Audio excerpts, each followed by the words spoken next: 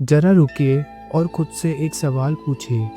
जिस दिन आपकी सासू का कोटा अचानक खत्म हो जाएगा, उस दिन आपके बैंक में रखे करोड़ों रुपए, आपकी वो चमकती गाड़ी और आपकी वो प्रॉपर्टी क्या मौत से आपकी एक भी सांस खरीद पाएगी?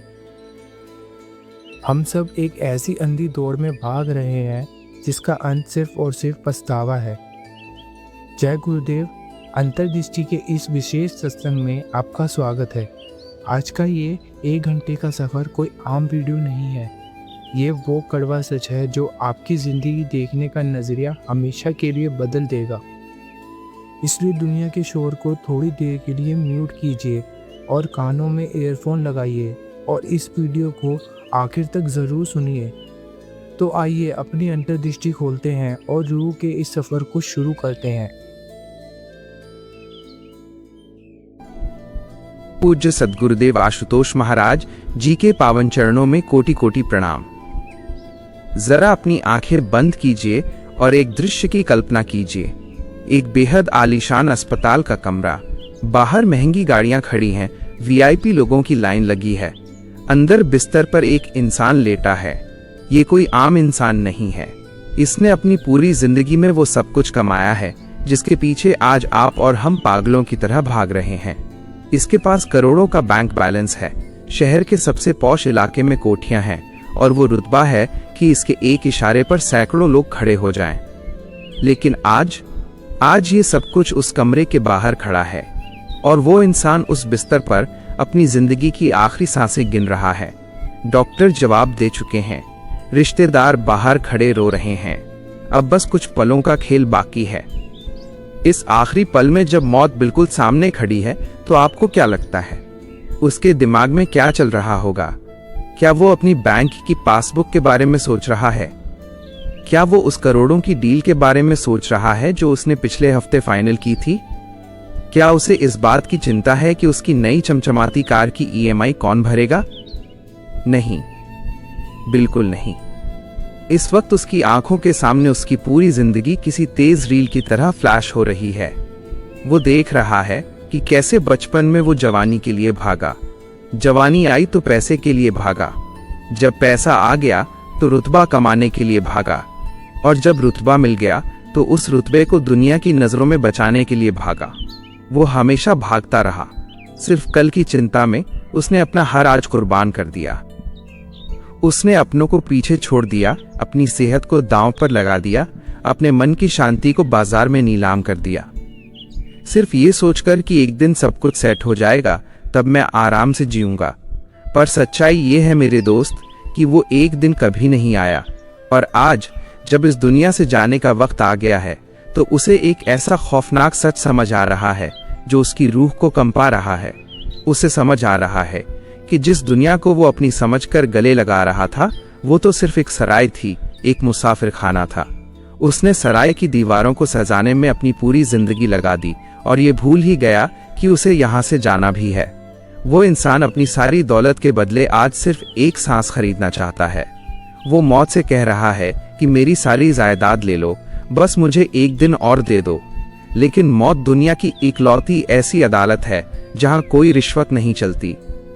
ये सिर्फ उस अनजान इंसान की कहानी नहीं है, ये मेरी, आपकी और इस दुनिया की अंधी दौड़ में दौड़ रहे हर इंसान की कहानी है। हम सब एक ऐसे भ्रम में जी रहे हैं, एक ऐसे मैट्रिक्स में फंसे हैं जहां हमें लगता है कि हमारे पास बहुत वक्त है। हम हर रोज खुद से झूठ बोलते हैं कि अभी तो उम्र पड़ी है, कल से ध्यान करेंगे, बुढ़ापे में भगवान का नाम लेंगे, अभी तो करियर बनाने का वक्त है। लेकिन क्या गारंटी है कि वो कल कभी आएगा? मौत कभी आपका कैलेंडर या आपकी उम्र देखकर नहीं आती। जब वो आखिरी पल आएगा, जब सांसों का कोटा खत्म हो जाएगा, तब आपको क्या समझ आएगा? क्या आपको भी उसी इंसान की तरह पछतावा होगा? क्या आपको भी लगेगा कि आपने अपनी पूरी जिंदगी एक ऐसे झूठ के पीछे भागने में बर्बाद कर दी जिसका कोई अंत ही नहीं था? हम सारी उम्र इस शरीर को सजाने में लगे रहते हैं जो एक दिन राख होने वाला है। हम उन रिश्तों से मोह लगा बैठते हैं जो शमशान घाट के दरवाजे तक ही हमारा साथ निभाते हैं। जिस संसार को हमने इस दुनिया का सबसे बड़ा सच मान लिया, वो दरअसल एक बहुत बड़ा धोखा था।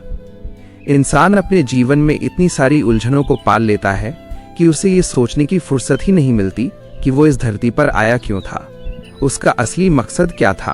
क्या सिर्फ खाना कमाना, घर बनाना और एक दिन चुपचाप मर जाना ही इंसान का लक्ष्य है? अगर ऐसा है तो हमें और जानवरों में क्या फर्क रह गया? परमात्मा ने ये अनमोल मानव शरीर हमें सिर्फ संसार की भीड़ का हिस्सा बनने के लिए नहीं दिया था। इसे पाने के लिए देवता भी तरसते हैं, लेकिन हम इस हीरे जैसे जन्म को कौड़ियों के भाव लुटा रहे हैं। जब सांसें उखड़ने लगती हैं तब इंसान को समझ आता है कि उसने अपनी तिजोरी तो भर ली, लेकिन उसकी आत्मा बिल्कुल खाली रह गई। उसने दुनिया के सारे रिश्ते निभा लिए, लेकिन अपने उस परमात्मा से, अपने उस सच्चे सद्गुरु से कभी रिश्ता जोड़ा ही नहीं। जीवन की सबसे बड़ी भूल ये नहीं है कि हमने पैसा नहीं कमाया या हम दुनिया की नजरों में सफल नहीं हो पाए। जीवन की सबसे बड़ी भूल ये है कि हमने खुद को नहीं जाना। हमने बाहर की दुनिया तो जीत ली, लेकिन भीतर की दुनिया कभी खोजी ही नहीं। हमने पूरी उम्र बाहर का ज्ञान बटोरा, लेकिन वो ब्रह्म ज्ञान जो हमारी सोई हुई आत्मा को जगा सकता था, उसे कभी जानने की कोशिश ही नहीं की। इस आखिरी पल में इंसान को जो सत्य समझ आता है, जो श्मशान के सन्नाटे में जाकर महसूस होता है, अगर वो सत्य, वो ज्ञान आज जीते जी समझ आ जाए तो आपकी पूरी जिंदगी बदल सकती है। आज हम उसी गहरे सत्य के पन्नों को पलटेंगे, ताकि जब हमारा आखिरी पल आए तो आंखों में पछतावे के आंसू न हो, बल्कि एक सुकून भरी मुस्कान हो और मन परमात्मा के सिमरन में लीन हो। उस मौत के आखिरी बिस्तर से अब अपनी नजर हटाइए और आज की जीती जागती दुनिया पर डालिए। जरा अपने आसपास देखिए, हम सब क्या कर रहे हैं। सुबह अलार्म बजता है और हम एक मशीन की तरह बिस्तर से उठ जाते हैं, बिना ये सोचे कि ये नई सुबह हमें परमात्मा ने क्यों दी थी।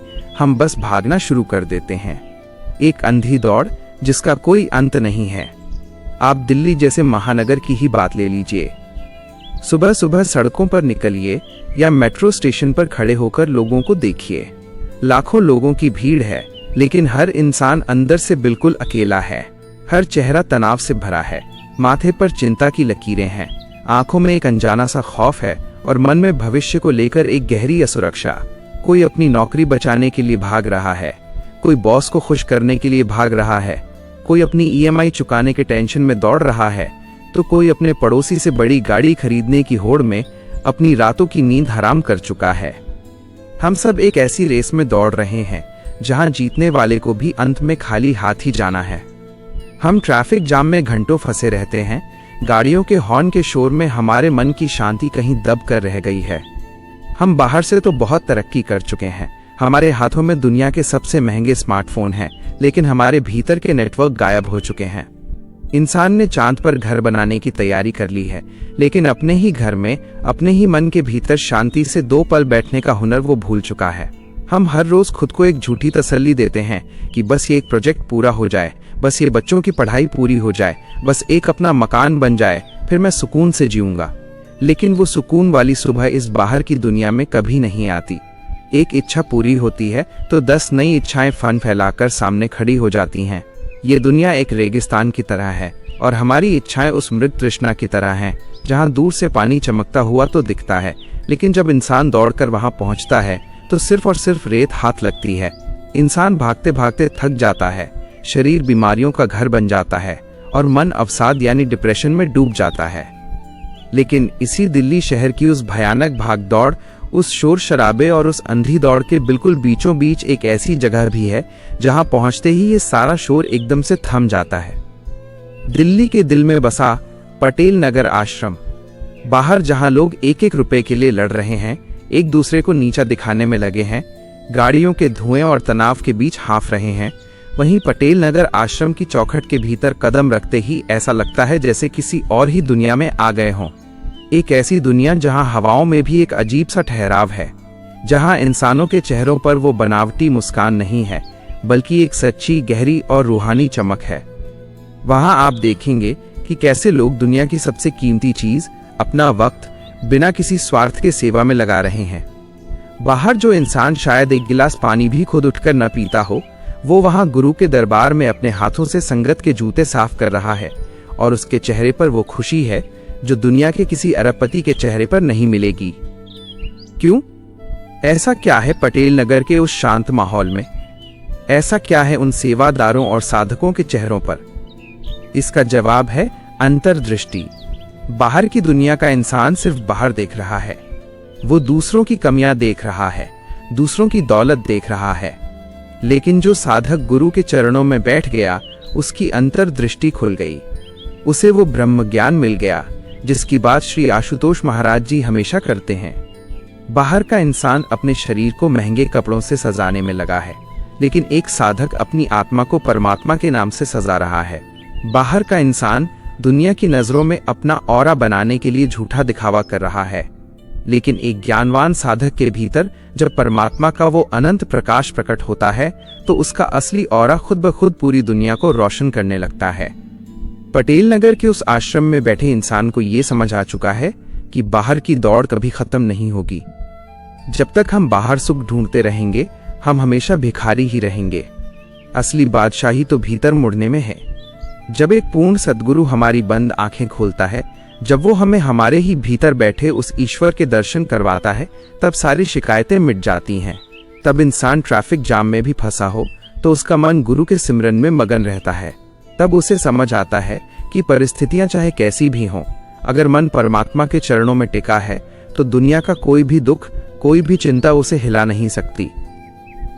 अंत में इंसान को यही तो समझ आता है कि उसने जिन चीजों को पकड़ने के लिए अपनी पूरी जिंदगी लगा दी, वो तो पानी के बुलबुले थे, और जो असली खजाना उसके बिल्कुल पास था, उसके अपने भीतर था, उसे वो कभी पहचान ही नहीं पाया।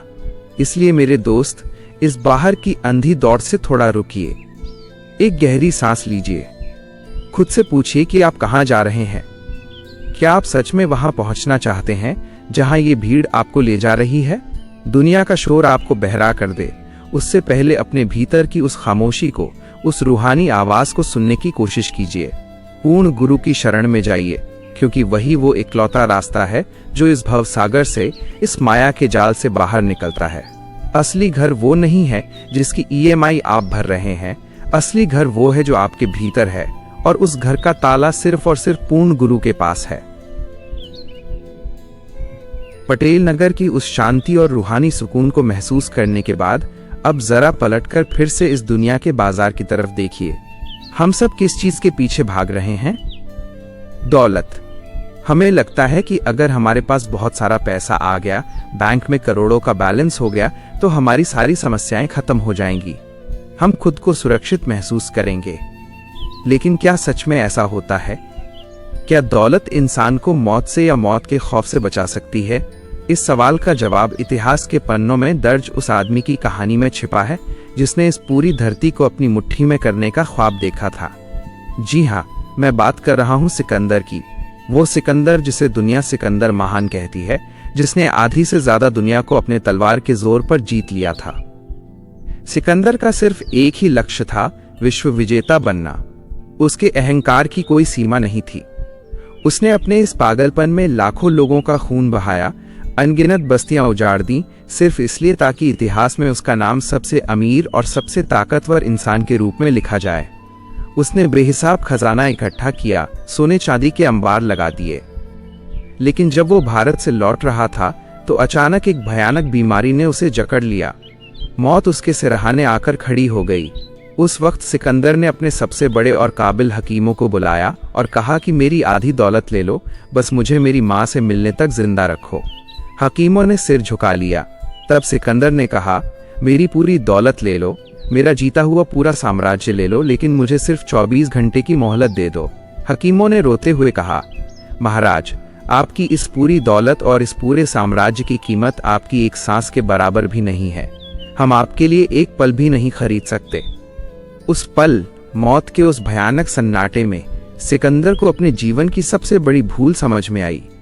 उसे समझ आया कि जिस दौलत के नशे में उसने लाखों लोगों को मौत के घाट उतार दिया, वो दौलत तो मिट्टी से भी ज्यादा सस्ती है। तब सिकंदर ने अपने सेनापतियों को बुलाकर अपनी 3 आखिरी इच्छाएं बताईं। उसने कहा, पहली इच्छा, जब मेरा जनाजा उठेगा तो उसे कंधा कोई और नहीं बल्कि मेरे हकीम और वैद्य देंगे, ताकि दुनिया को पता चले कि मौत जब आती है तो दुनिया का कोई डॉक्टर इंसान को नहीं बचा सकता। दूसरी इच्छा, जनाजे के रास्ते में मेरी सारी दौलत, सारा सोना चांदी बिछा दिया जाए, ताकि लोगों को ये समझ आ जाए कि ये दौलत यहीं की धूल है और यहीं रह जाएगी।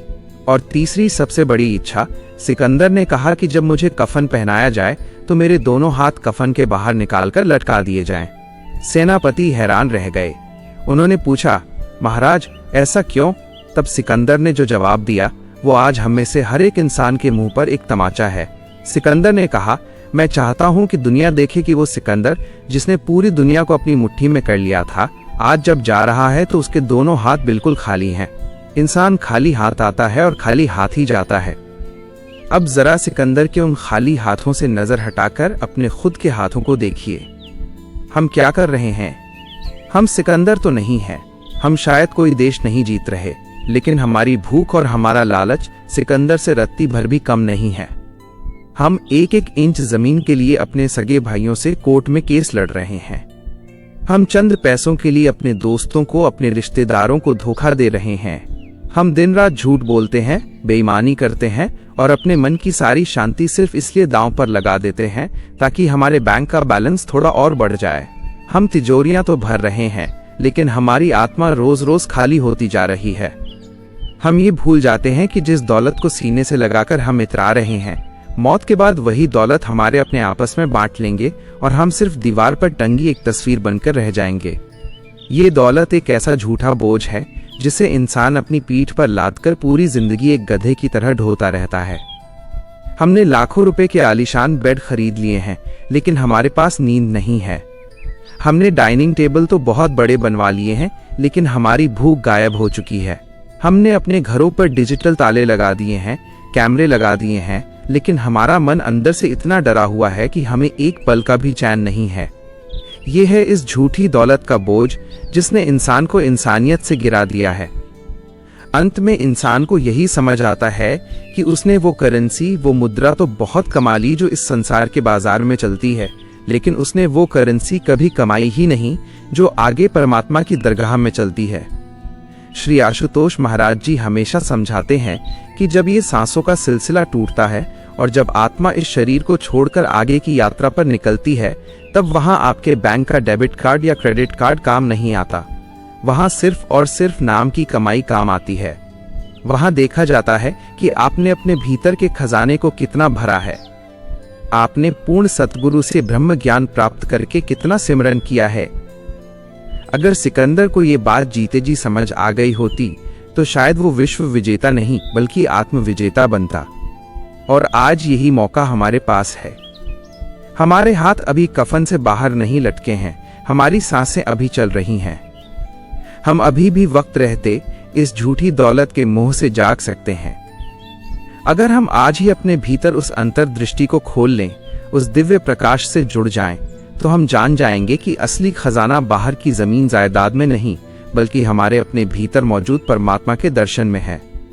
सिकंदर के उन खाली हाथों को देखने के बाद अब एक पल के लिए अपनी आंखें खोलिए और जरा अपने घर की अलमारियों को देखिए, अपने बैंक के लॉकर को देखिए, अपने प्रॉपर्टी के कागजातों को देखिए। खुद से एक बहुत ही कड़वा लेकिन सच्चा सवाल पूछिए, हम क्या इकट्ठा कर रहे हैं?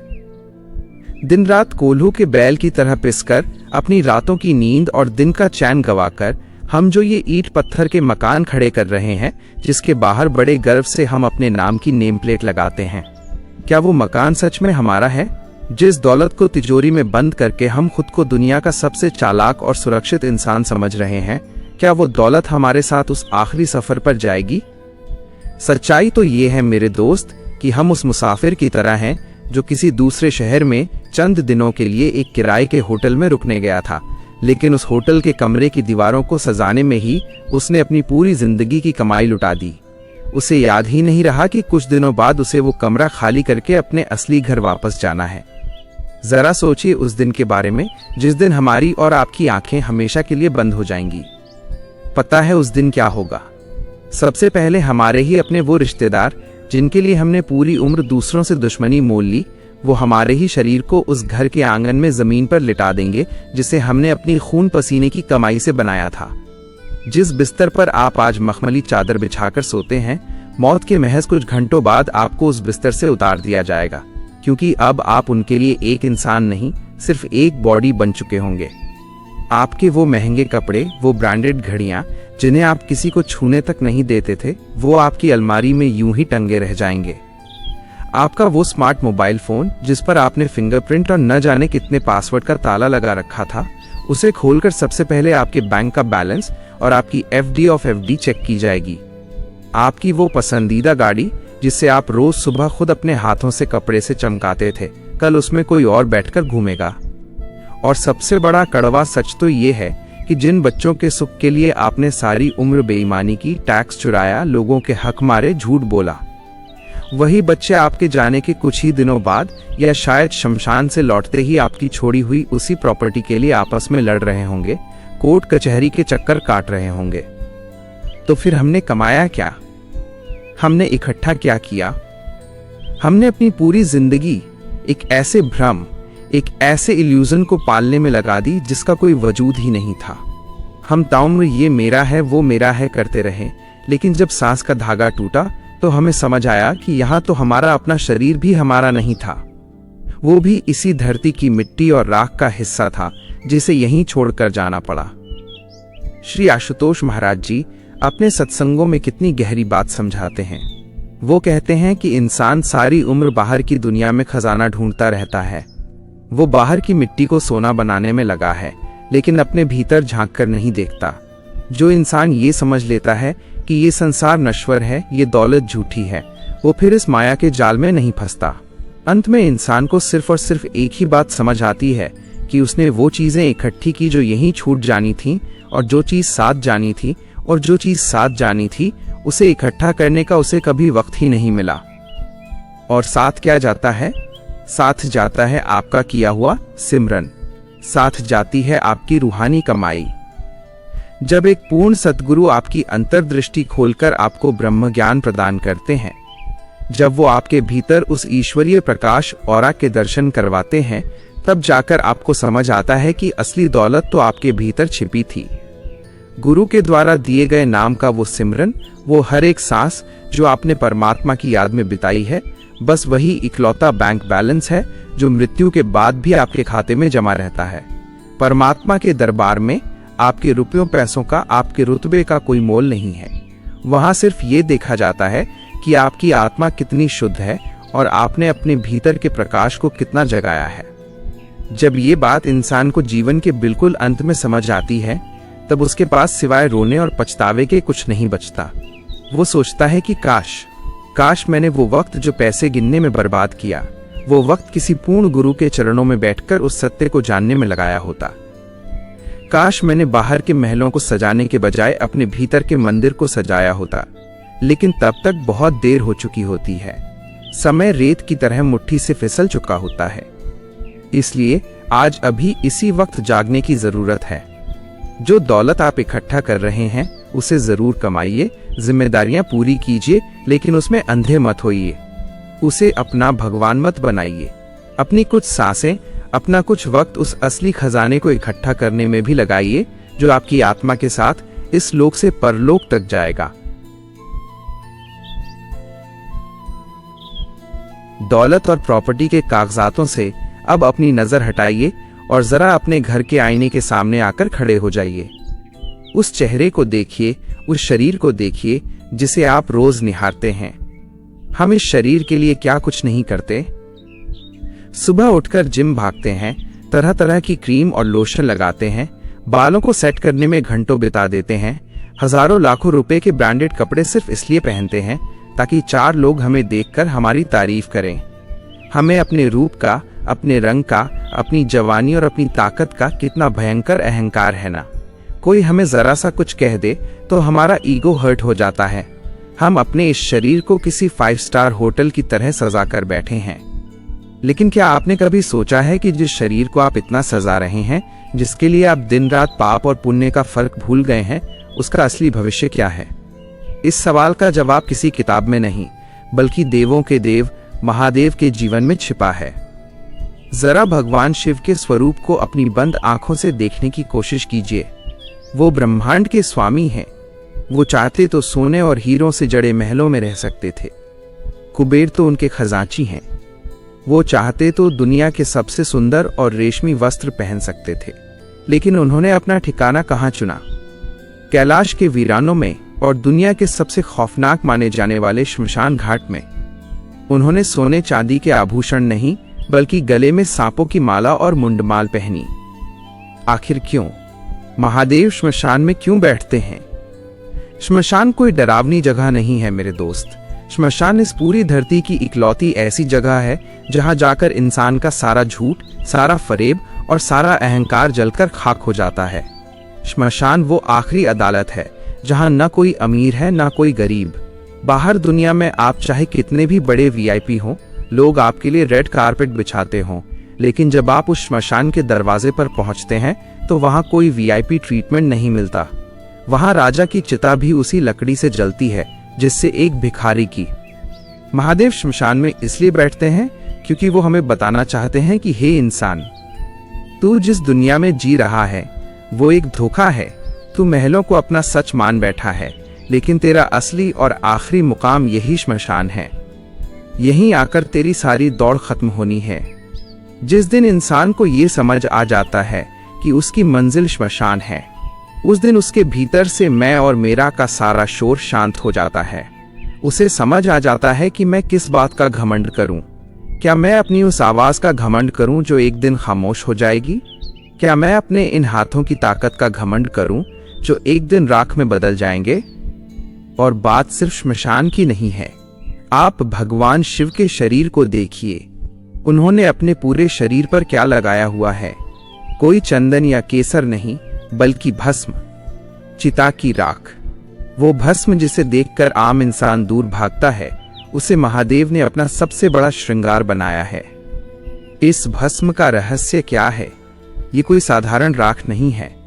जब एक इंसान चिता पर जलता है, वो इंसान जो कल तक कहता था कि ये मेरा घर है, ये मेरी गाड़ी है, ये मेरी कुर्सी है, जो कल तक अपने गोरे रंग पर इतराता था, जब आग की लपटें उसके उस खूबसूरत शरीर को निगल लेती हैं, तो कुछ घंटों बाद वहां क्या बचता है? सिर्फ एक मुट्ठी ग्रे रंग की राख।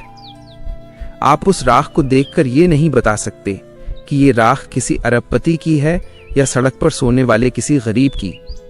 ये राख किसी खूबसूरत नौजवान की है या किसी बूढ़े की। मौत ने आकर सब बराबर कर दिया। महादेव उस राख को अपने शरीर पर मलकर इस पूरी इंसानियत को बिना कुछ बोले सबसे बड़ा उपदेश दे रहे हैं।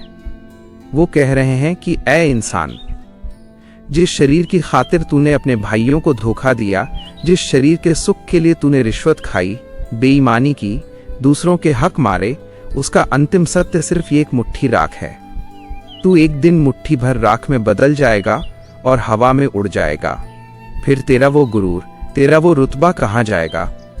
जब जीवन के आखिरी पलों में इंसान की सांसें उखड़ने लगती हैं, तब उसे अचानक से महादेव का ये वैराग्य समझ में आता है। तब उसे एहसास होता है कि उसने पूरी जिंदगी एक ऐसे शरीर की गुलामी की जो उसका था ही नहीं। उसने उस शरीर के लिए अपने मन को, अपनी आत्मा को मैला कर लिया।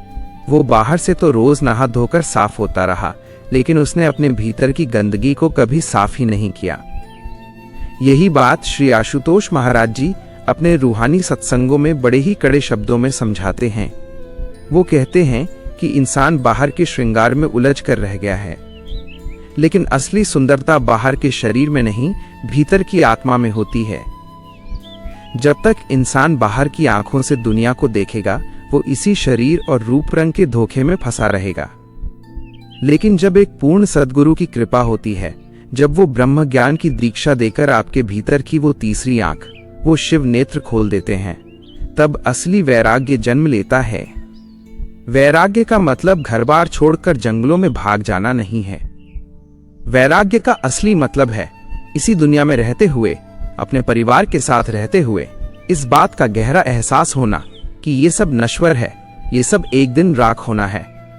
जब यह ज्ञान भीतर उतरता है, तब इंसान बाहर के शरीर पर अहंकार करना छोड़ देता है और अपने भीतर के उस प्रकाश, उस दिव्य ऑरा को जगाने में लग जाता है जो आग में जल नहीं सकता और जिसे हवा सुखा नहीं सकती। अंत में इंसान को यह समझ आता है कि अगर उसने जीते जी अपनी इस अंतर्दृष्टि को खोल लिया होता तो उसे मौत के वक्त ये पछतावा नहीं होता। वो हंसते हंसते इस राख होने वाले शरीर को छोड़ता, ठीक वैसे ही जैसे कोई पुराने और फटे हुए कपड़े उतारकर नए कपड़े पहन लेता है। क्या आप महसूस कर पा रहे हैं कि ये बात कितनी गहरी है? कैसे हम रोज एक झूठ को जी रहे हैं? महादेव के शरीर पर लगी उस भस्म, उस राख को जरा और करीब से महसूस कीजिए। हम अक्सर मौत की बात करने से कतराते हैं, चिता की राख को देखकर रास्ता बदल लेते हैं क्योंकि हमें डर लगता है। लेकिन महादेव उसी भस्म को अपने पूरे शरीर पर मलकर बैठे हैं। क्या आपने कभी गहराई से सोचा है कि इसके पीछे का असली विज्ञान, असली रूहानी रहस्य क्या है? हम अपने शरीर को लेकर कितने पॉजिटिव होते हैं ना। जरा सा पसीना आ जाए तो हम दुनिया के सबसे महंगे परफ्यूम और डिओड्रेंट छिड़कने लगते हैं। जरा सी धूल लग जाए तो हम नहाने भागते हैं। हम इस शरीर को मखमली गद्दों पर सुलाते हैं, इसे दुनिया भर के विटामिन और सप्लीमेंट्स खिलाते हैं। हमें लगता है कि ये शरीर ही हमारी असली पहचान है। मैं फला कंपनी का बॉस हूँ, मैं इतना खूबसूरत हूँ, मैं इतना ताकतवर हूँ। ये सारे अहंकार इसी शरीर की बुनियाद पर टिके हैं। लेकिन श्मशान की वो आग किसी का रुतबा नहीं देखती। जब चिता जलती है तो आग की लपटें इस बात का लिहाज नहीं करती कि ये शरीर किसी करोड़पति का है या किसी सड़क पर भीख मांगने वाले का। आग अपना काम करती है, और जब वो आग ठंडी होती है तो पीछे क्या बचता है? सिर्फ 2 मुट्ठी राख, भस्म। आप दुनिया की किसी भी लैबोरेटरी में जाकर उस राख का टेस्ट करवा लीजिए। कोई विज्ञान, कोई मशीन ये नहीं बता सकती कि ये राख किसी राजा की है या रंक की। ये राख किसी गोरे इंसान की है या काले की। मौत ने सारे भेद, सारी डिग्रियां, सारे बैंक बैलेंस एक ही पल में स्वाहा कर दिए। वो इंसान जो कल तक जमीन के एक टुकड़े के लिए अपने सगे भाई का खून बहाने को तैयार था, आज खुद जमीन की धूल बन चुका है। जो इंसान कल तक अपनी एक कुर्सी के लिए दूसरों को कुचलता था, आज उसकी अपनी कोई जगह नहीं बची। वो हवा के एक झोंके के साथ उड़ने वाली राख बन गया है। महादेव उस भस्म को अपने शरीर पर लगाकर इस पूरी दुनिया को एक अल्टीमेट रियलिटी चेक दे रहे हैं। वो हमें डरा नहीं रहे हैं, बल्कि वो हमें आजाद कर रहे हैं। वो कह रहे हैं, हे इंसान, जब तेरा अंतिम सत्य ये मुट्ठी भर राख ही है तो फिर इतना गुरूर किस बात का? जब तुझे एक दिन इसी मिट्टी में मिल जाना है तो फिर इन छोटी छोटी बातों पर इतनी नफरत क्यों? क्यों तू किसी को नीचा दिखाने में अपनी पूरी ऊर्जा बर्बाद कर रहा है? क्यों तू उस दौलत के पीछे अपनी नींद हराम कर रहा है जो तेरी इस राख के साथ रत्ती भर भी नहीं जाने वाली? जरा सोचिए, अगर ये भस्म का रहस्य, ये श्मशान का वैराग्य इंसान को जीते जी समझ आ जाए तो क्या कोई कभी किसी का हक मारेगा? क्या कोई कभी डिप्रेशन में जाएगा कि मेरे पास पड़ोसी से छोटी गाड़ी है? नहीं, क्योंकि उसे पता होगा कि ये सब महज एक नाटक है और इस नाटक का अंत सबके लिए बिल्कुल एक जैसा है, भस्म। लेकिन विडंबना देखिए, इंसान श्मशान घाट में तो बड़ी बड़ी ज्ञान की बातें करता है कि हाँ भाई, खाली हाथ आए थे, खाली हाथ जाना है। लेकिन श्मशान की सीढ़ियों से नीचे उतरते ही वो फिर से उसी माया के दलदल में धंस जाता है। फिर से वही मैं और मेरा का खेल शुरू हो जाता है। क्यों? क्योंकि बाहर का वैराग्य सिर्फ कुछ पलों का होता है। असली वैराग्य तब आता है जब भीतर की आंख खुलती है। यहीं पर श्री आशुतोष महाराज जी का वो गहरा संदेश आता है जो लाखों जिंदगियों को बदल रहा है। महाराज जी समझाते हैं कि असली भस्म वो नहीं है जो लकड़ियों के जलने से बनती है। असली भस्म तो वो है जो ब्रह्म ज्ञान की अग्नि में आपके अहंकार के जलने से बनती है। जब एक पूर्ण सद्गुरु साधक को दीक्षा देते हैं, जब वो उसके भीतर अंतर्दृष्टि, तीसरा नेत्र खोलते हैं, तो साधक के भीतर ध्यान की एक ऐसी अग्नि प्रज्वलित होती है जिसमें उसकी सारी वासनाएं, उसका सारा अहंकार, उसका सारा क्रोध जलकर भस्म हो जाता है। बाहर से वो इंसान बिल्कुल साधारण दिखता है, वो ऑफिस भी जाता है, अपने परिवार के साथ भी रहता है, लेकिन भीतर से वो एक योगी बन चुका होता है। उसके भीतर दुनिया की कोई इच्छा बाकी नहीं रहती। उसने जीते जी अपनी इच्छाओं की चिता जला दी है।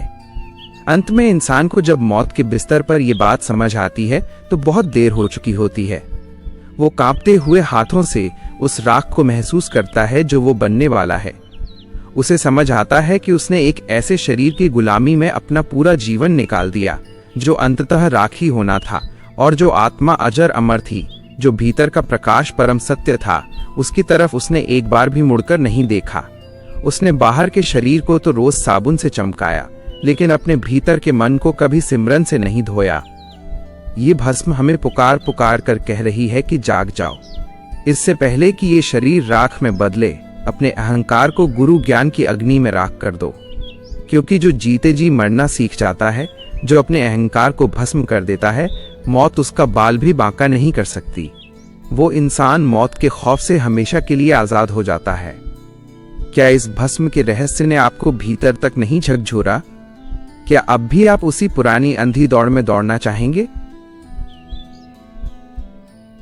श्मशान की उस राख और मौत के उस भयानक सच को सुनने के बाद भी इंसान इतनी आसानी से नहीं बदलता। हमारा अहंकार इतना गहरा है, हमारी बाहर की दुनिया से आसक्ति इतनी मजबूत है कि हम सत्य को सुनकर भी अनसुना कर देते हैं। हम फिर से उसी दौड़ में शामिल हो जाते हैं। लेकिन एक वक्त ऐसा आता है जब इंसान के कदम खुद ब खुद रुक जाते हैं। ये वो वक्त नहीं होता जब उसके बाल सफेद हो जाते हैं या वो बूढ़ा हो जाता है।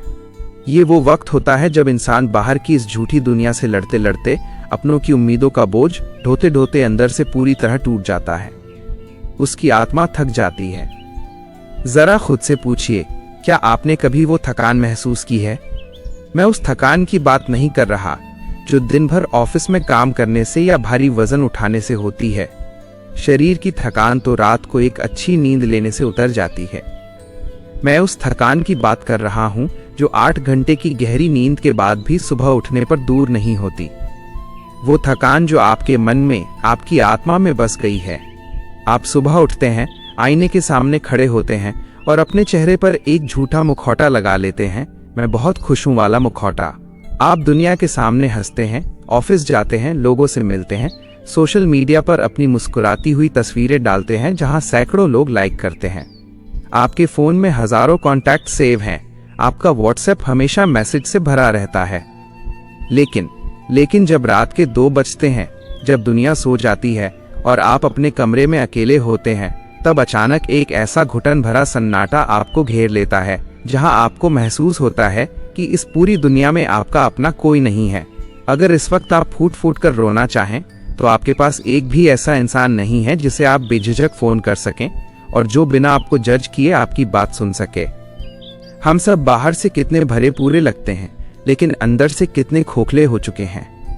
हमने जिन रिश्तों को अपनी पूरी जिंदगी मान लिया था, जिनके लिए हमने अपने उसूलों से समझौता किया, अपनी रातों की नींदें खराब की, जब हमारी जिंदगी में कोई बुरा वक्त आता है, जब हमारी जेब खाली होती है या कोई बीमारी हमें घेर लेती है, तब वही लोग, वही सबसे करीबी रिश्तेदार सबसे पहले अपना रास्ता बदल लेते हैं। तब इंसान को वो कड़वा सच समझ में आता है कि ये दुनिया सिर्फ मतलब की है। जब तक आप लोगों के काम आ रहे हैं, जब तक आपकी कुर्सी में पावर है, जब तक आपकी जेब में पैसा है, तब तक हर कोई आपका सगा है। आपकी उपयोगिता ही आपकी कीमत है। जिस दिन आप किसी के काम के नहीं रहे, लोग आपको दूध में से मक्खी की तरह निकालकर बाहर फेंक देते हैं। जब इंसान को अपनों से ही ये धोखे मिलते हैं तो वो पैसे और शोहरत की तरफ भागता है। उसे लगता है कि अगर वो बहुत अमीर हो गया तो शायद ये अकेलापन दूर हो जाएगा।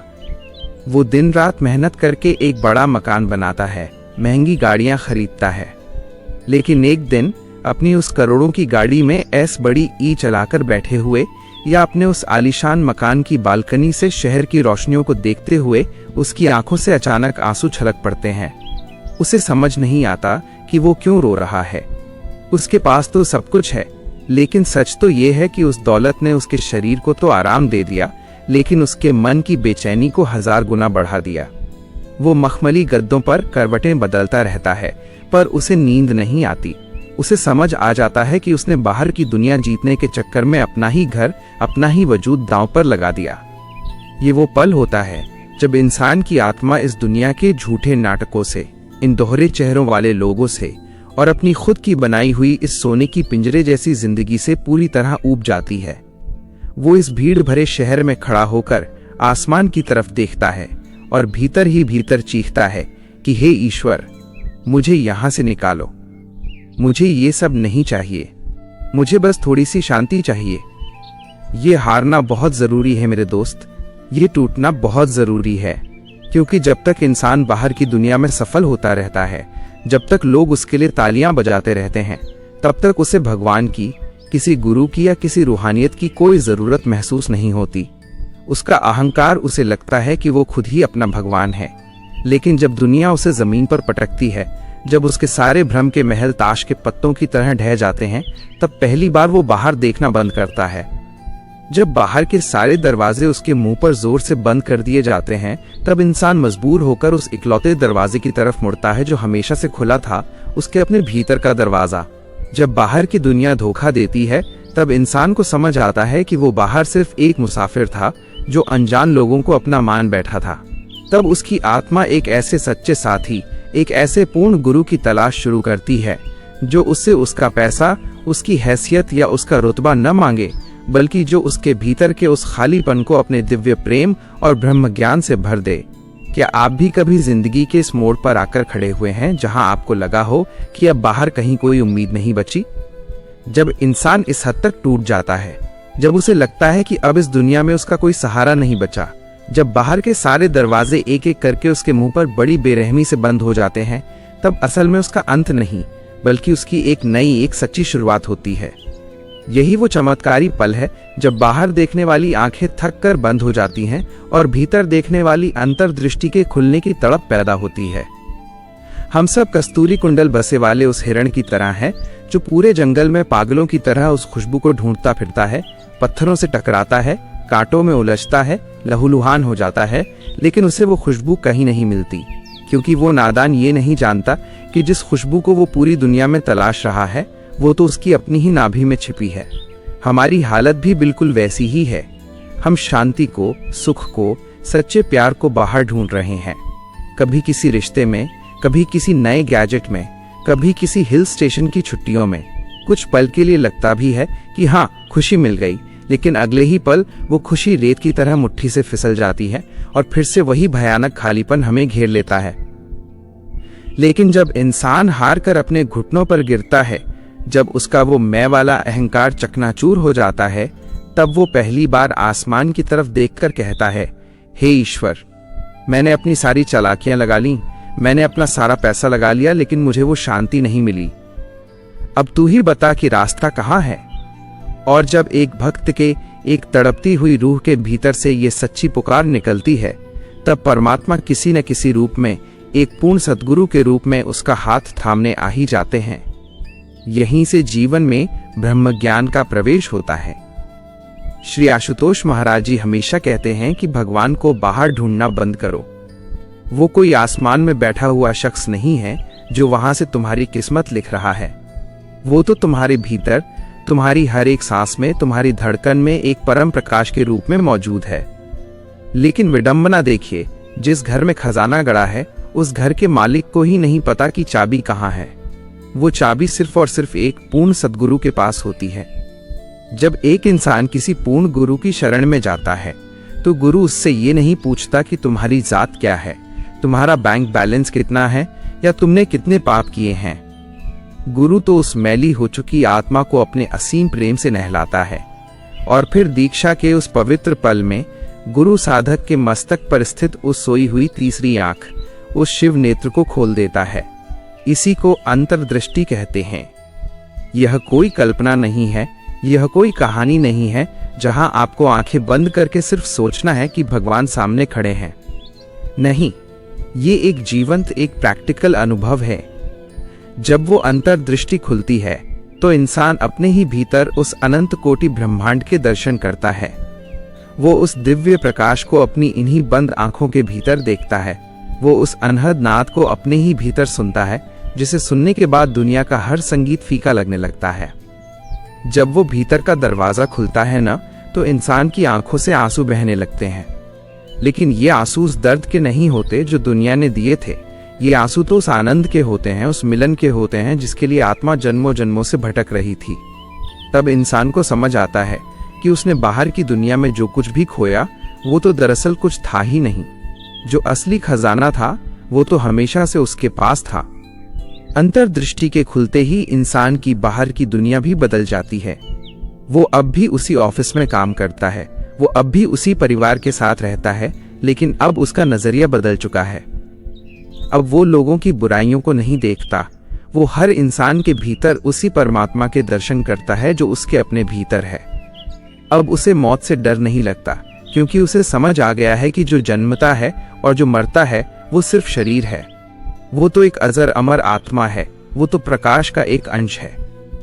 अंत में इंसान को यही तो समझ आता है कि अगर ये अंतर्दृष्टि पहले खुल गई होती, अगर गुरु का ये दामन पहले थाम लिया होता, तो शायद जीवन के वो अनमोल साल रोने और तड़पने में बर्बाद नहीं होते। लेकिन जो इंसान जीते जी इस सत्य को जान लेता है, उसका ये मानव जन्म सफल हो जाता है।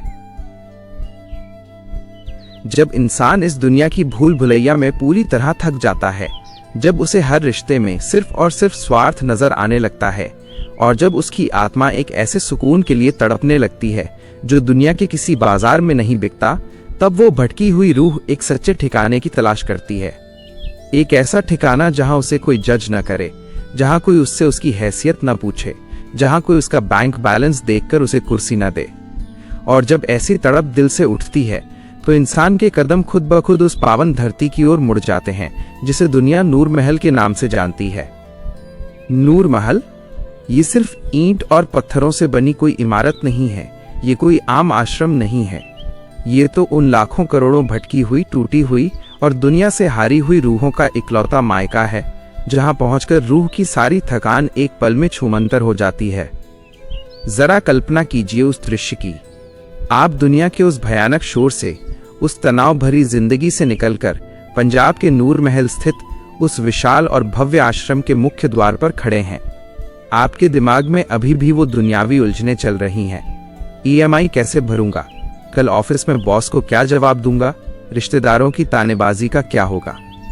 लेकिन जैसे ही आप नूर महल आश्रम की उस चौखट के भीतर अपना पहला कदम रखते हैं, एक चमत्कार होता है। अचानक से वो सारा शोर, वो सारा डिप्रेशन, वो सारी दुनियावी फिक्रें जैसे उस गेट के बाहर ही कहीं गिर जाती हैं। आश्रम के भीतर की वो हवा जब आपके चेहरे को छूती है, तो ऐसा लगता है जैसे किसी ने आपके तपते हुए दिमाग पर बर्फ रख दी हो। वहां का वो असीम सन्नाटा, वो गहरी रूहानी शांति आपको भीतर तक झकझोर देती है। आप हैरान रह जाते हैं कि बाहर की दुनिया में जहां हर इंसान दूसरे की टांग खींचने में लगा है, वहीं इस चारदीवारी के भीतर इतना प्रेम, इतनी खामोशी कैसे हो सकती है। वहां आप देखते हैं कि हजारों लोग बिना किसी लालच के, बिना किसी सैलरी के दिन रात सेवा में लगे हैं। बाहर जो इंसान शायद एक बहुत बड़ा अफसर हो, वो वहां लंगर के बर्तनों को अपने हाथों से मांज रहा है। बाहर जो एक बहुत बड़ा करोड़पति हो, वो वहां संगत के जूते साफ कर रहा है। वहां कोई छोटा बड़ा नहीं है, कोई अमीर गरीब नहीं है। विशाल सत्संग पंडाल में बिछी उस एक ही दरी पर एक भिखारी और एक राजा कंधे से कंधा मिलाकर बैठे हैं। ये नजारा उस इंसान के अहंकार पर सबसे गहरी चोट करता है जो दुनिया में अपनी हैसियत का गुरूर पाले बैठा था। जब वो थका हुआ इंसान नूर महल के उस विशाल प्रांगण में चलता है, वहां की उस पवित्र मिट्टी को अपने माथे से लगाता है, तो उसके भीतर एक अजीब सी हलचल होती है। उसे लगता है कि जैसे वो सदियों से एक रेगिस्तान में भटक रहा था और आज उसे एक मीठे पानी का झरना मिल गया है। श्री आशुतोष महाराज जी के तपोबल और उनकी रूहानी आभा औरा का वो प्रताप वहां के कण कण में इस कदर बसा हुआ है कि एक पत्थर दिल इंसान भी वहां पहुंचकर मोम की तरह पिघल जाता है। जब वो पंडाल में बैठता है और आंखें बंद करता है, तो उसे पहली बार महसूस होता है कि असली घर तो ये है। बाहर की दुनिया में तो वो सिर्फ एक अनाथ की तरह भटक रहा था, जिसे हर कोई सिर्फ अपने मतलब के लिए इस्तेमाल कर रहा था। लेकिन यहाँ गुरु के इस दरबार में उसे बिना किसी शर्त के अपनाया गया है। यहाँ उससे ये नहीं पूछा गया कि वो कितना पापी है, बल्कि यहाँ उसे वो ब्रह्म ज्ञान दिया जाता है जो उसके सारे पापों को भस्म कर सकता है। अंत में इंसान को यही समझ आता है कि उसने जीवन भर जिन 5 स्टार होटलों में, जिन महंगे रिसोर्ट्स में शांति ढूंढने के लिए लाखों रुपए बहा दिए, वो शांति तो कभी वहां थी ही नहीं। असली और स्थायी शांति तो नूर महल की इस पावन जमीन पर पूर्ण सद्गुरु के चरणों में थी। जब इंसान का सिर पहली बार गुरु के आगे उस दरबार में झुकता है, तो उसकी आंखों से जो आंसू बहते हैं वो दर्द के नहीं होते, वो उस मिलन के आंसू होते हैं जब एक भटकी हुई बूंद को उसका महासागर मिल जाता है। वो आंसू इस बात की गवाही देते हैं कि अब इस रूह का भटकना खत्म हुआ, अब ये अपने असली मुकाम पर पहुंच गई है। नूर महल के उस विशाल प्रांगण में जब आप बैठते हैं, तो आपके आसपास कोई 150 लोग नहीं होते, वहां लाखों की तादाद में संगत मौजूद होती है। जरा सोचिए, बाहर की दुनिया में जहां 4 लोग इकट्ठी हो जाएं, वहां बातों का शोर, बहस और हंगामा शुरू हो जाता है। लेकिन नूर महल के उस अद्भुत और रूहानी पंडाल का नजारा देखिए। लाखों की भीड़ है, लेकिन मजाल है कि एक सुई गिरने की भी आवाज आ जाए। वो सन्नाटा इतना गहरा, इतना पवित्र होता है कि आप अपनी ही धड़कन को स्पष्ट सुन सकते हैं। और फिर उस गहरे सन्नाटे को चीरती हुई एक आवाज उठती है।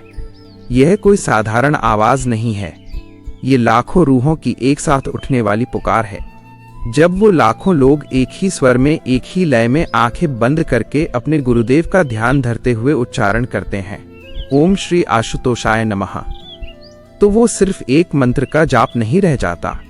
वो एक ऐसी ब्रह्मांडीय ऊर्जा, कॉस्मिक एनर्जी, एक ऐसा प्रलयंकारी लेकिन शांत वाइब्रेशन बन जाता है जो पूरे वायुमंडल को, दिशाओं को और आपके भीतर के एक एक रोम को झकझोर कर रख देता है।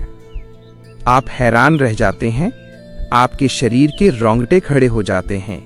बाहर की दुनिया में आपने बड़े बड़े रॉक कॉन्सर्ट देखे होंगे, बड़ी बड़ी पार्टियां देखी होंगी जहां डीजे के कानफोड़ू संगीत पर लोग नाचते हैं, लेकिन वहां से लौटकर मन खाली और शरीर थका हुआ ही रहता है।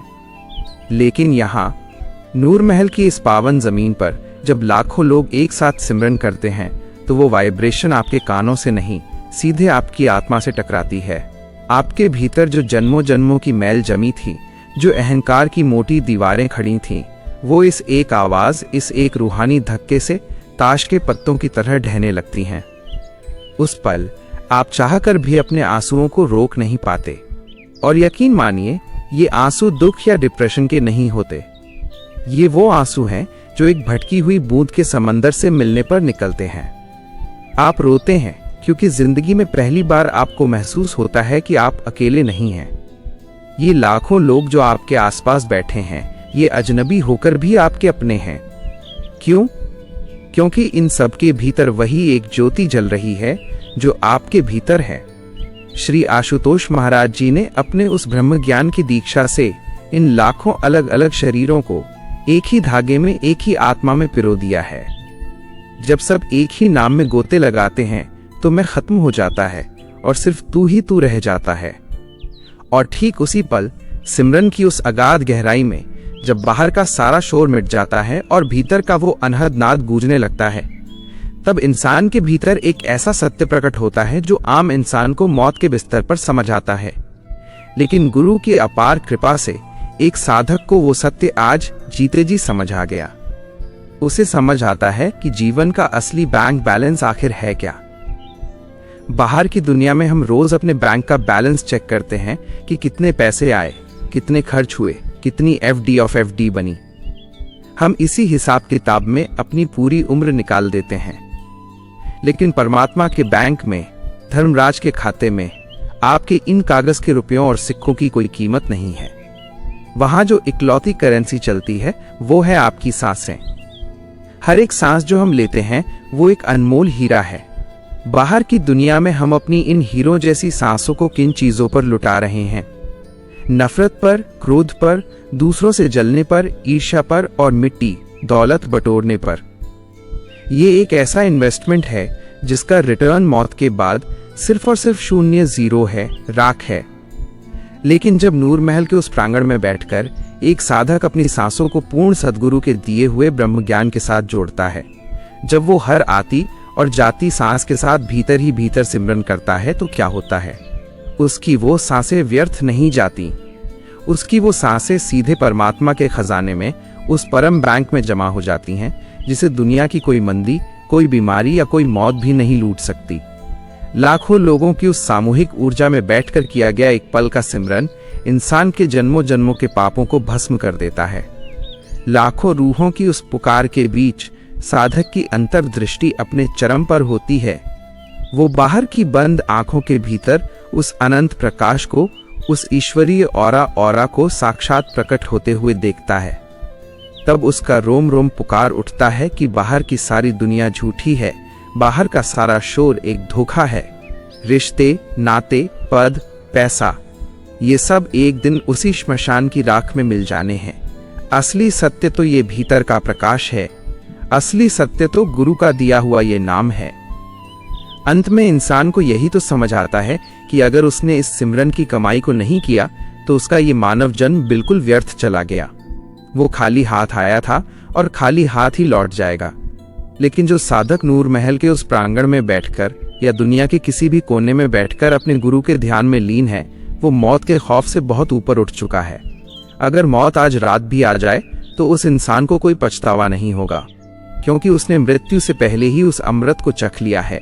उसने पूर्ण गुरु के श्री चरणों में अपने उस असली घर का पता ढूंढ लिया है, जहां से उसे दोबारा इस नश्वर संसार के दुखों और 84 लाख योनियों के चक्कर में लौटकर नहीं आना पड़ेगा। क्या इस गहरे रूहानी अनुभव को सुनते हुए आपको वो शांति महसूस हो रही है?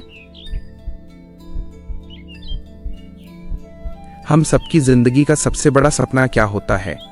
बचपन से लेकर बुढ़ापे तक हम सिर्फ एक ही चीज के लिए सबसे ज्यादा संघर्ष करते हैं, अपना एक घर, एक ऐसा मकान जिसे हम सीना ठोक कर कह सकें कि ये मेरा है। उस एक मकान को बनाने के लिए हम अपनी जवानी के 20-25 साल होम लोन की EMI चुकाने में झोंक देते हैं। हम अपनी पसंद की टाइल्स लाते हैं, महंगे से महंगा पेंट करवाते हैं, विदेशी फर्नीचर से अपने उस आशियाने को सजाते हैं। हमें लगता है कि इतनी गहरी रूहानी बातें, श्मशान का वैराग्य और दुनिया का ये कड़वा सच सुनने के बाद एक बहुत ही सीधा सा सवाल मन में उठता है, जब ये सब इतना ही सच है तो हमें खुद से समझ क्यों नहीं आता? हम दुनिया भर की किताबें पढ़ते हैं, हमारे फोन में इंटरनेट है, सारी दुनिया की जानकारी हमारी उंगलियों पर है, फिर भी हमारी जिंदगी में इतनी बेचैनी क्यों है? इस सवाल का जवाब बहुत गहरा है। जरा सोचिए, जब आपके शरीर में कोई भयंकर बीमारी होती है, मान लीजिए दिल की कोई बीमारी है, तो क्या आप मेडिकल की कोई किताब पढ़कर खुद अपना ऑपरेशन कर लेते हैं? नहीं ना। आप अपनी सारी अक्ल, सारी डिग्रियां किनारे रखकर एक एक्सपर्ट सर्जन के पास जाते हैं। आप अपनी जिंदगी उसके हाथों में सौंप देते हैं। तो फिर जरा सोचिए, जिस मन में जन्मों जन्मों का अहंकार, ईर्ष्या, नफरत और वासना की बीमारी लगी हुई है, क्या वो मन सिर्फ 2-4 धार्मिक किताबें पढ़ने से या इंटरनेट पर ज्ञान की बातें सुनने से ठीक हो सकता है? बिल्कुल नहीं।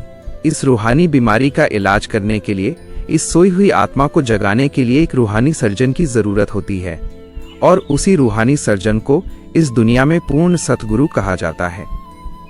श्री आशुतोष महाराज जी कहते हैं कि परमात्मा कोई रिसर्च का विषय नहीं है, परमात्मा तो रियलाइजेशन यानी अनुभव का विषय है। इंसान सारी उम्र क्या करता है? वो भगवान को बाहर खोजता रहता है। वो पहाड़ों पर जाता है, जंगलों की खाक छानता है, नदियों में डुबकियां लगाता है। उसे लगता है कि शायद बाहर का कोई पानी उसके भीतर के पाप धो देगा। उसे लगता है कि शायद कोई खास तरह के कपड़े पहन लेने से या कोई बाहरी कर्मकांड कर लेने से भगवान खुश हो जाएंगे।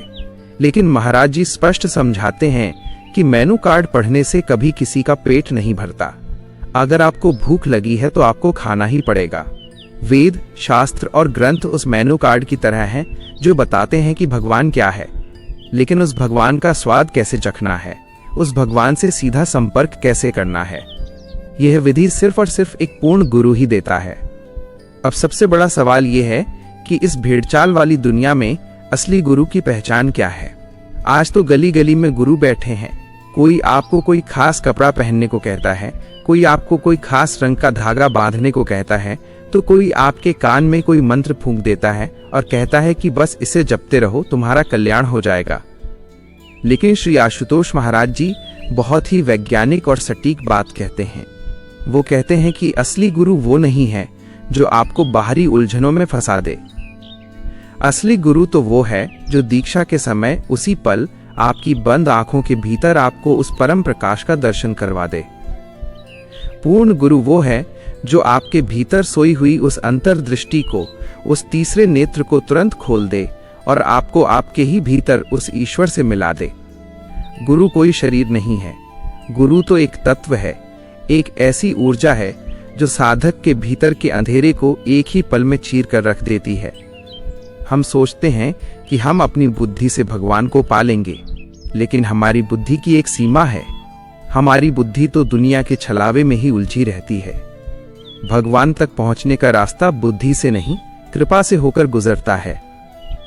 जब एक इंसान पूरी तरह थककर पूर्ण गुरु के चरणों में गिरता है, जब वो कहता है कि हे प्रभु, मेरी सारी चालाकियां खत्म हो गईं, अब तू ही मेरा रास्ता है। तब गुरु की वो असीम कृपा बरसती है। महाराज जी कहते हैं कि गुरु की कृपा कोई ऐसी चीज नहीं है जो आसमान से टपकती है। गुरु की कृपा तो वो ब्रह्म ज्ञान है जो आपके भीतर के उस सोए हुए ईश्वरीय औरा को, उस रूहानी प्रकाश को प्रज्वलित कर देता है। जैसे ही वो ब्रह्म ज्ञान भीतर उतरता है, इंसान का नजरिया पूरी तरह बदल जाता है।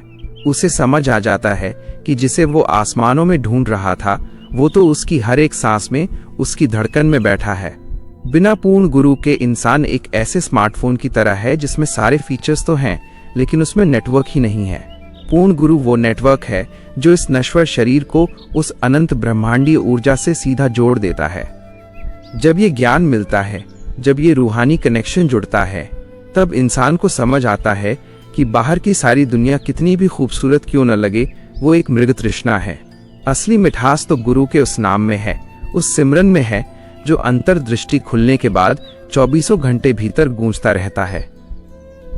अंत में इंसान को यही तो समझ आता है कि अगर उसके जीवन में पूर्ण गुरु का आगमन न होता, अगर श्री आशुतोष महाराज जी की वो करुणा न बरसती, तो वो भी उसी अंधी भीड़ का हिस्सा बनकर इस दुनिया से विदा हो जाता। वो भी उसी तरह रोते कलपते हुए अपनी सांसें छोड़ता। लेकिन आज गुरु की कृपा से वो मौत की आंखों में आंखें डालकर मुस्कुरा सकता है, क्योंकि उसने जीते जी मृत्यु के पार के उस सत्य को, उस अखंड प्रकाश को देख लिया है। क्या आप महसूस कर पा रहे हैं कि ये ब्रह्म ज्ञान इंसान की जिंदगी को जड़ से कैसे बदल देता है?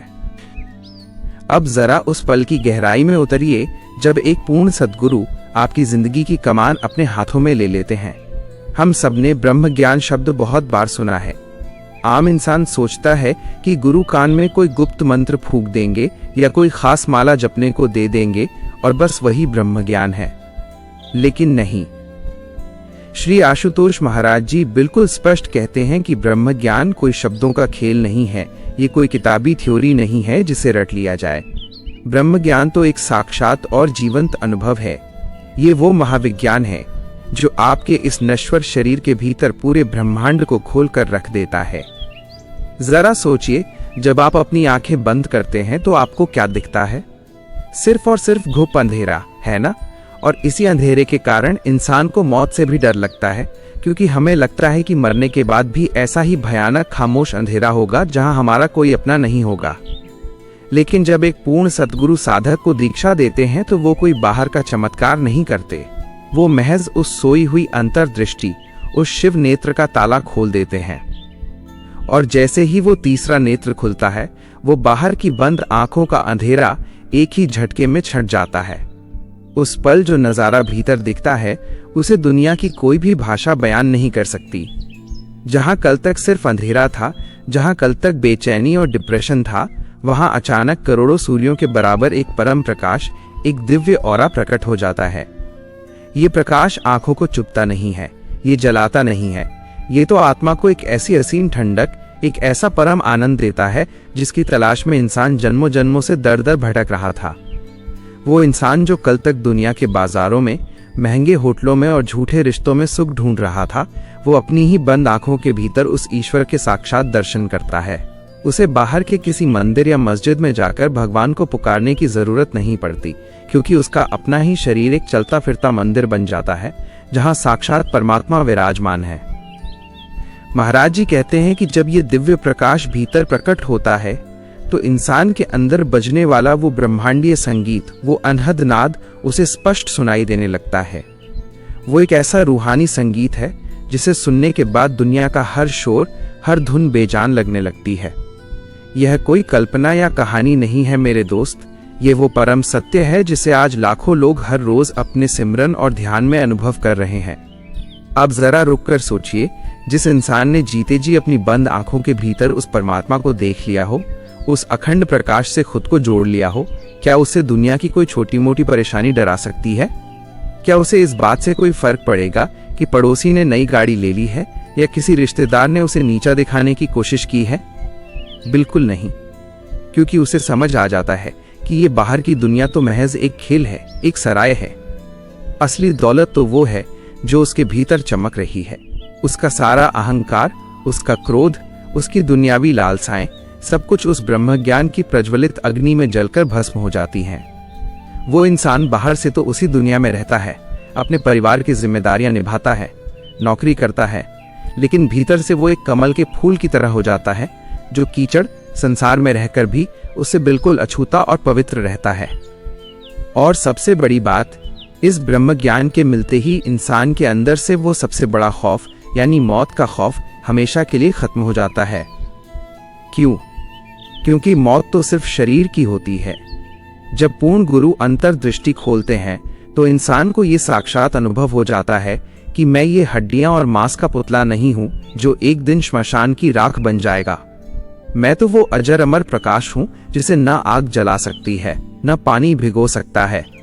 जब सांसें छूटने का वक्त आता है तो एक ज्ञानवान साधक रोता नहीं है, वो कांपता नहीं है, वो तो मुस्कुराते हुए अपने इस पुराने और जर्जर लिबास शरीर को उतार देता है, क्योंकि उसे पता है कि वो सीधे अपने उस परम प्रकाश में, अपने असली घर दिव्य धाम में विलीन होने जा रहा है। अंत में इंसान को यही तो समझ आता है। जब एक आम इंसान मौत के बिस्तर पर होता है तब सारी दौलत कमाने के बाद भी वो फूट फूट कर रोता है और पछताता है कि उसने असली खजाना तो कमाया ही नहीं। उसने उम्र भर कंकड़ पत्थर बटोरे और असली हीरे को गंवा दिया। लेकिन जिस इंसान ने वक्त रहते पूर्ण गुरु की शरण लेकर ब्रह्म ज्ञान पा लिया, उसे अंत में ये समझ आता है कि उसकी जिंदगी की सारी भागदौड़ का, उन सारे दुखों और संघर्षों का असली मकसद यही था, खुद को जानना। उसे समझ आता है कि अगर ये अंतर्दृष्टि न खुली होती, अगर वो औरा न जगा होता, तो वो भी उसी अंधेरे में भटकता हुआ मर जाता। लेकिन अब वो पूरी तरह आजाद है। वो इस जन्म और मरण के चक्कर से, 84 लाख योनियों के भयानक चक्रव्यूह से हमेशा के लिए मुक्त हो चुका है। यही वो इकलौता सत्य है जो अंत में हर किसी को समझ आता है, किसी को मौत के बिस्तर पर रोते हुए और किसी को गुरु ज्ञान की रोशनी में जीते जी मुस्कुराते हुए। क्या आप महसूस कर रहे हैं कि ये 1 घंटे का सत्संग कैसे धीरे धीरे अपने सबसे शक्तिशाली और अंतिम मोड़ पर पहुंच चुका है?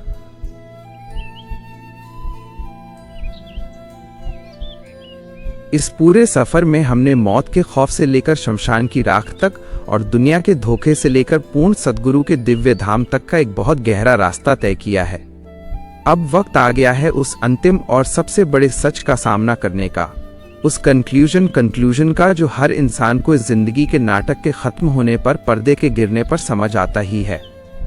जरा सोचिए, जब हम रात को गहरी नींद में सो रहे होते हैं और कोई बहुत भयानक सपना देखते हैं। सपने में कोई शेर हमारे पीछे भाग रहा है या हम किसी ऊंची इमारत से नीचे गिर रहे हैं। उस पल वो सपना हमें 100% सच लगता है। हमारे दिल की धड़कन बढ़ जाती है, पसीना आने लगता है, हम डर के मारे चीखने की कोशिश करते हैं। लेकिन फिर अचानक हमारी आंख खुल जाती है। आंख खुलते ही क्या होता है? शेर गायब, वो ऊंची इमारत गायब।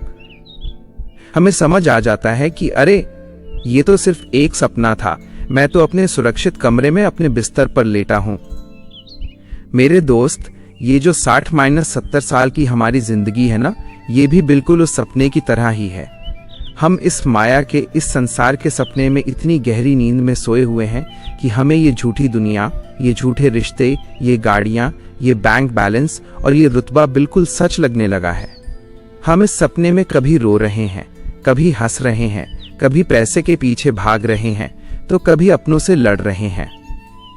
श्री आशुतोष महाराज जी बहुत ही सटीक बात कहते हैं कि इस संसार के सपने से जागने के 2 ही तरीके हैं। पहला तरीका है मौत। जब इंसान की आखिरी सांस टूटती है तो इस दुनिया का सपना अचानक टूट जाता है। तब इंसान की आंख खुलती है और उसे झटके से समझ आता है कि हे भगवान, मैं जिस चीज को सच मानकर पूरी उम्र दौड़ता रहा वो तो सिर्फ एक सपना था। मैं जिसे अपना समझ रहा था वो तो यहीं छूट गया। लेकिन मौत के वक्त जब इंसान इस सपने से जागता है तो उसके हाथ में सिवाय पछतावे और आंसुओं के कुछ नहीं होता, क्योंकि तब तक समय खत्म हो चुका होता है। लेकिन इस सपने से जागने का एक दूसरा तरीका भी है, और वो तरीका है जीते जी जाग जाना। पूर्ण सतगुरु की शरण में जाकर ब्रह्म ज्ञान प्राप्त कर लेना। इंसान अपनी पूरी जिंदगी क्या करता है? वो बाहर अपना ऑरा बनाने में लगा रहता है। लोग मेरे बारे में क्या सोचेंगे, समाज में मेरा क्या रुतबा है, मेरे कपड़े कैसे हैं, मेरी इमेज कैसी है। हम इस बाहरी ऑरा को चमकाने के लिए लाखों रुपए खर्च कर देते हैं, लेकिन ये बाहर का ऑरा तो उस शरीर का है जो कल राख होने वाला है। हालात बदलते ही या मौत आते ही ये बाहर का ऑरा हमेशा के लिए मिट जाता है। लेकिन महाराज जी कहते हैं कि असली ऑरा बाहर नहीं, तुम्हारे भीतर है। वो परम प्रकाश, वो ईश्वरीय आभा जो तुम्हारी आत्मा का असली स्वरूप है। जब एक पूर्ण गुरु तुम्हारी वो अंतर्दृष्टि, भीतर की आंख खोलते हैं तो तुम्हारे भीतर उसी परम प्रकाश का उदय होता है। भीतर एक ऐसा रूहानी ऑरा प्रज्वलित हो जाता है जिसे दुनिया की कोई आंधी बुझा नहीं सकती। जिस इंसान के भीतर ये ऑरा जाग जाता है उसका जीवन पूरी तरह बदल जाता है। वो इसी दुनिया में रहता है, इसी समाज में उठता बैठता है, लेकिन वो अब उस सपने में फंसता नहीं है। उसे पता होता है कि ये सब महज एक नाटक चल रहा है और मुझे सिर्फ अपना किरदार निभाना है। वो दुनिया की सफलता पर अहंकार से पागल नहीं होता और असफलता पर डिप्रेशन में नहीं जाता, क्योंकि उसकी अंतर्दृष्टि अब बाहर के अंधेरे को नहीं बल्कि भीतर के उस अनंत प्रकाश को देख रही है। अंत में इंसान को यही तो समझ आता है। दुनिया की हर एक दौलत, हर एक सुख भोगने के बाद इंसान जब मुड़कर देखता है तो उसे समझ आता है कि बाहर की दुनिया सिर्फ एक इल्यूजन थी, एक छलावा थी। असली हकीकत, असली सत्य तो वो प्रकाश है जो पूर्ण सद्गुरु की कृपा से उसके भीतर प्रकट होता है। उसे समझ आता है कि अगर ये भीतर का ऑरा नहीं जगाया, अगर पूर्ण गुरु के श्री चरणों में बैठकर अपने असली रूप को नहीं पहचाना, तो ये जन्म बिल्कुल वैसा ही है जैसे कोई इंसान प्यासा ही किसी अमृत के झरने के पास से गुजर जाए।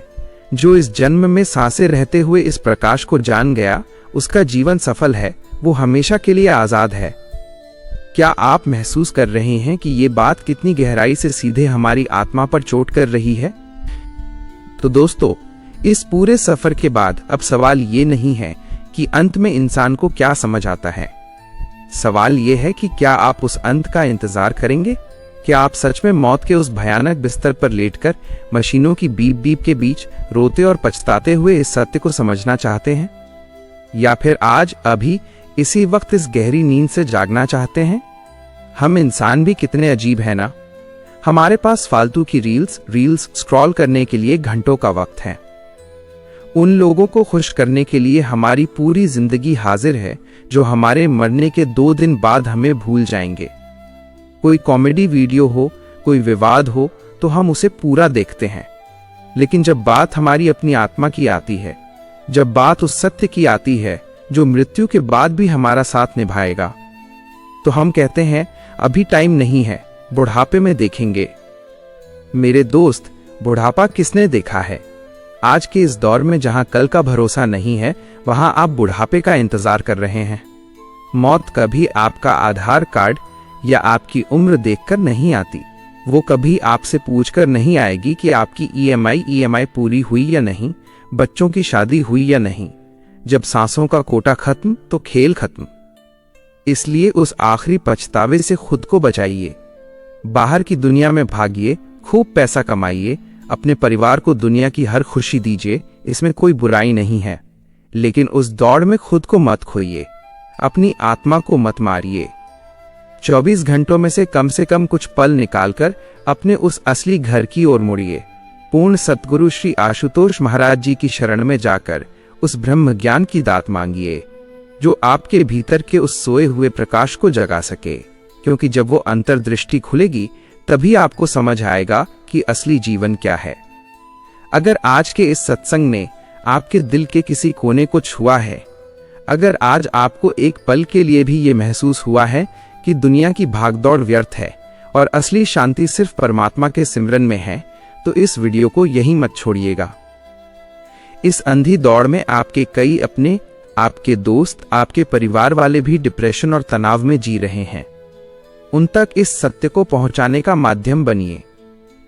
इस वीडियो को अपने हर व्हाट्सएप ग्रुप में अपने हर उस दोस्त को शेयर करें जिसे आज इस रूहानी सुकून की सबसे ज्यादा जरूरत है।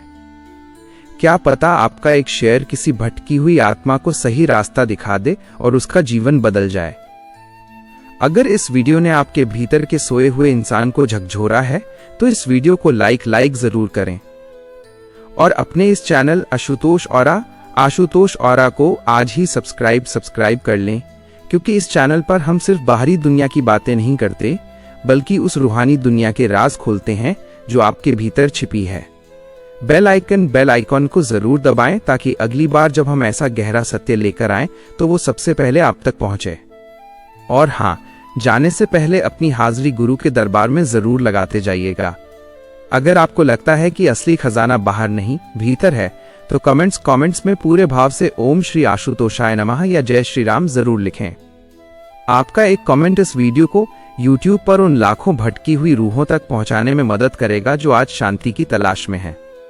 याद रखिए, दुनिया का शोर आपको बहरा कर दे उससे पहले अपने भीतर की खामोशी को सुन लीजिए, अपनी अंतर्दृष्टि को खोलिए। जय श्री राम। ओम श्री आशुतोषाय नमः।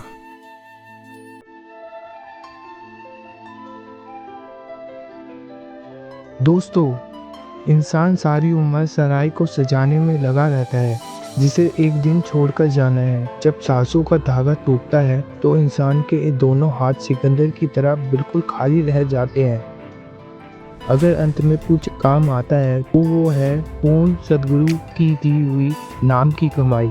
अगर आज के इस गहरे सत्संग ने आपकी सोई हुई आत्मा को झकझोरा है और आपको अपने भीतर एक ठहराव महसूस हुआ है तो इस शांति को छुपाइए मत। अपनी भावनाएं कमेंट बॉक्स में सच्चे दिल से जय गुरुदेव लिखकर प्रकट करें। महाराज जी के ब्रह्म ज्ञान से जुड़े ऐसे ही रहस्य और दिव्य सत्संग आगे भी सुनने के लिए अपने चैनल अंतर्दृष्टि को सब्सक्राइब जरूर करें। इस वीडियो को अपने अपनों तक शेयर करें ताकि कोई और भी इस अंधी दौर से बाहर आ सके। अगले सत्संग में फिर मुलाकात होगी, तब तक के लिए अंतर्दृष्टि जगाए रखें और अपनी आत्मा का ख्याल रखें। जय गुरुदेव।